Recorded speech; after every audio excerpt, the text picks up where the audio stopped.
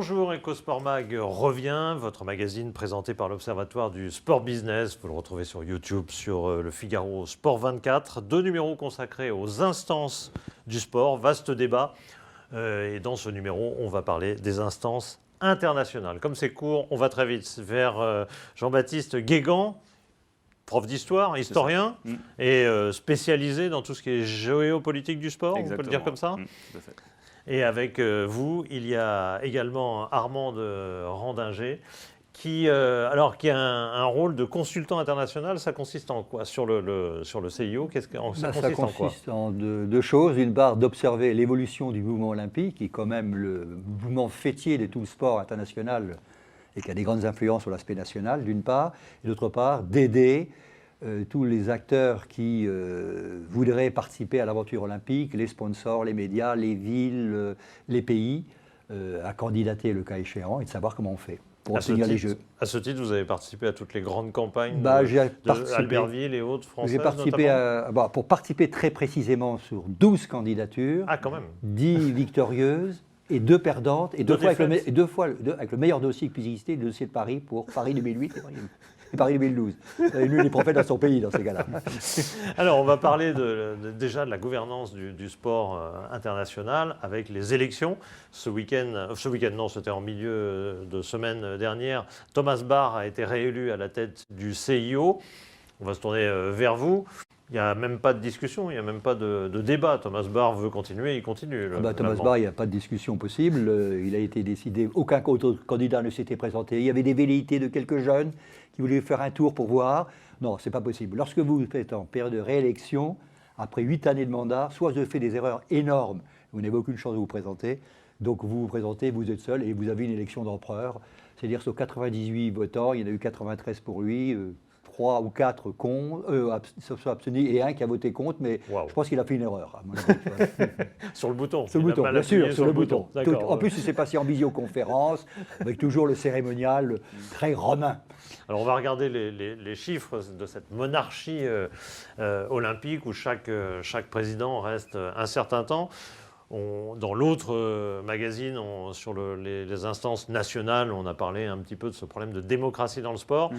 Jean-Baptiste, la démocratie dans le sport international, ça n'existe pas non plus, c'est ça? Non, parce que le sport international, c'est aussi le reflet de jeux de puissance et qu'on ne fait pas n'importe quoi avec le sport. Alors c'est vrai que ça favorise l'immobilisme, ça favorise aussi l'émergence de personnalités qu'on va dire au mieux charismatiques, au pire autoritaires, ou en tout cas très proches de ces rapports de force. Et donc ça explique pourquoi on a des gens comme Brown Age, etc., qui sont restés très longtemps, trop longtemps, favorisant leurs intérêts, pas forcément ceux du sport, et donnant finalement l'image qu'on sait aujourd'hui du mouvement olympique. Et puisqu'on parle géopolitique, ces présidents qui sont très souvent issus de l'Europe pour l'essentiel, le CIO, je crois qu'il y a eu un Américain longtemps avant-guerre, jusqu'aux années 50. Oui, et puis il y avait des Belges avant aussi, mais c'est toujours des Européens. C'est toujours des Européens, donc c'est ça quoi? Ça reflète une espèce de domination diplomatique, c'est fidèle à ça ou... Je pense que ça reflète surtout d'abord une tradition, c'est l'un des rares domaines où l'Europe a encore matière à peser. On le voit par exemple avec la FIFA. Après, est-ce que ça va durer? Il n'est pas dit que dans les années qui viennent, ça a été pareil pour l'ONU et les autres grandes organisations internationales.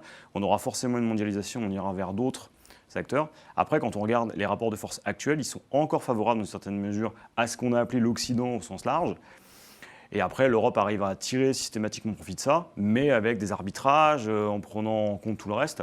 Je pense que c'est plus la totalité du... du COMEX. Mais oui, c'est ça qui joue. C'est-à-dire qu'on voit les rapports de force entre États.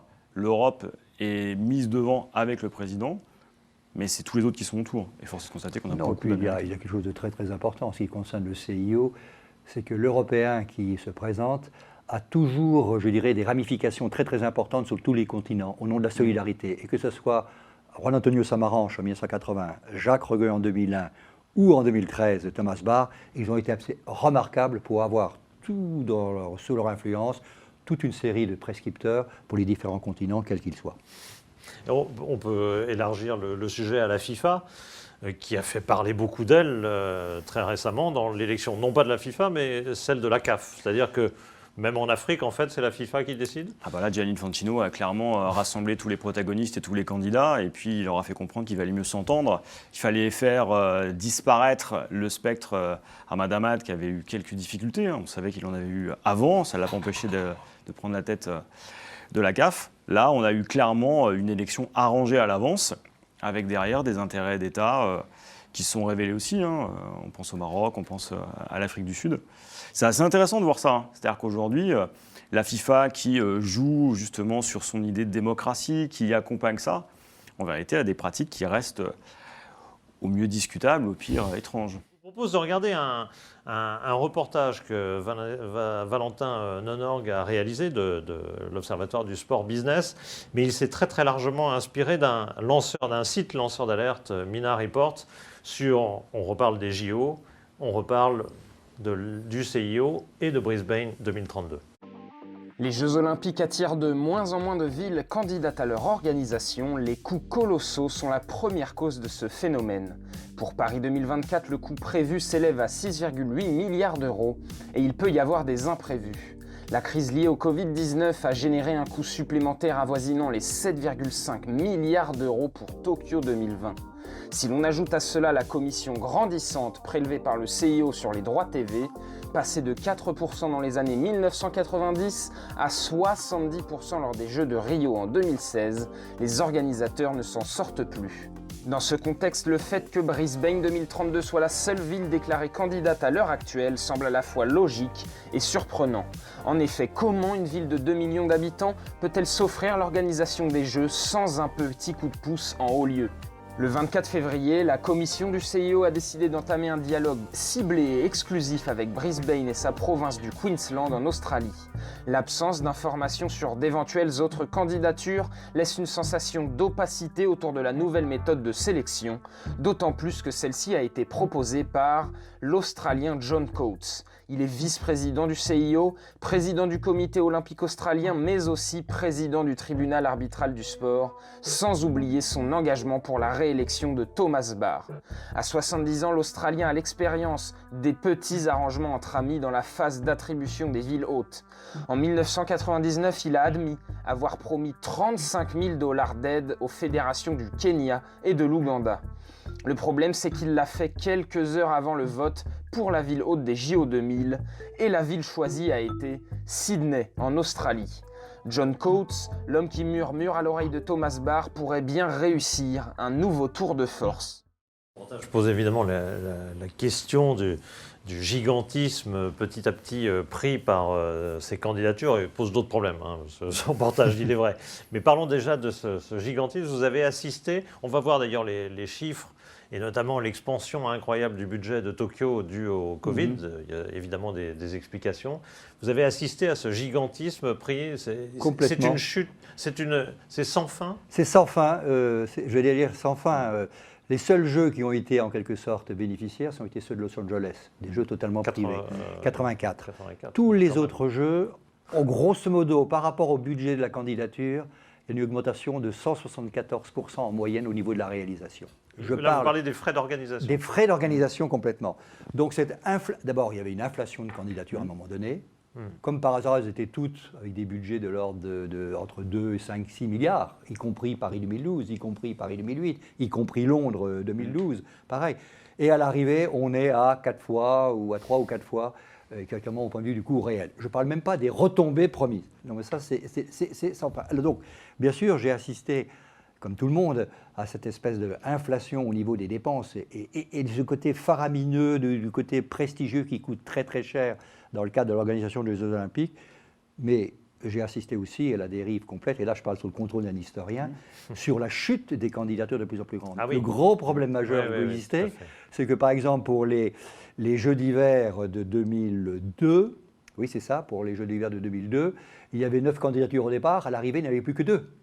Pour les Jeux de 2024, il y avait 7 candidatures au départ, et à l'arrivée il n'y en avait plus que 2. Oui. Donc il y a un énorme problème de candidature. candidature. Qui ont été étalés sur 24 et 28. Et on en a plus, utilisé les deux en alors, se disant attention. Ça rejoindra peut-être le deuxième point tout à l'heure, de savoir comment les arrangements qui font que, avec la loi, la référence qui dit que voilà, pour une candidature, il faut s'organiser comme ça, on peut changer ça du jour au lendemain. Et John Coates était un type absolument remarquable pour faire ce genre de choses.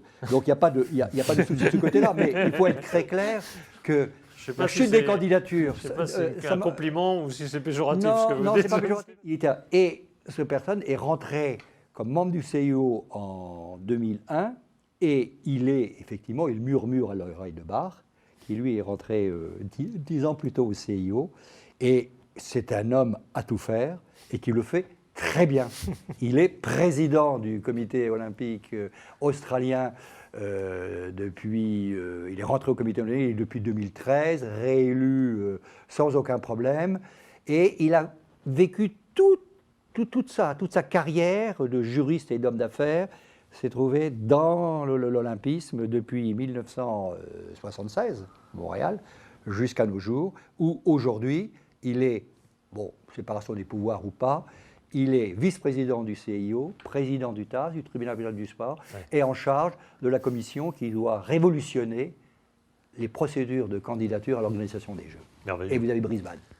Et il vient d'être prolongé, en dépit de son âge, jusqu'en 2025 pour être membre du CIO. Messieurs, je vois que vous avez encore beaucoup de choses à nous dire dans cette EcoSport Mag, consacrée donc aux instances du sport international. Je vous propose de faire une coupure et il y aura une deuxième mi-temps à suivre.